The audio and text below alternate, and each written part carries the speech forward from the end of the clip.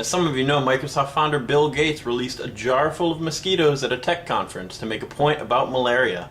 "Malaria is spread by mosquitoes," Bill Gates said as he unscrewed the jar. It was at a technology, entertainment, and design conference, and apparently he didn't think that they were taking malaria very seriously. There were technology kings, politicians, entertainers. As he let the mosquitoes out, he said, "Not only poor people should experience this." Because, you know, what's the point of being poor if you don't have malaria?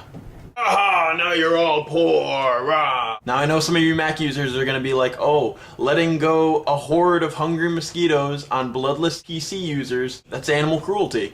And then there are the other Mac users that are gonna be like, oh look, Bill Gates is introducing bugs to everything he does. Anybody that knows me knows that I'm a pretty avid PC user. I really only use Macs for iMovie to edit these videos.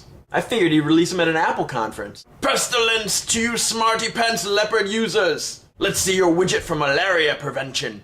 In all actuality, Gates was just releasing the mosquitoes at the conference just to have people's minds click to malaria to find a cure for it. In September, Gates donated $168 million to finding a cure for malaria. There's currently no real effective vaccine for malaria. I mean, I don't know about you, I wouldn't probably go as far as releasing bugs, but it was probably effective. I bet half of those people put in a large donation for malaria since then. After letting the pot simmer for like 2 minutes, Gates was like, BTW, those mosquitoes didn't have malaria, so you're cool. Gates is a much better supervillain when he's trying to use his powers to educate people about untreatable third world illnesses.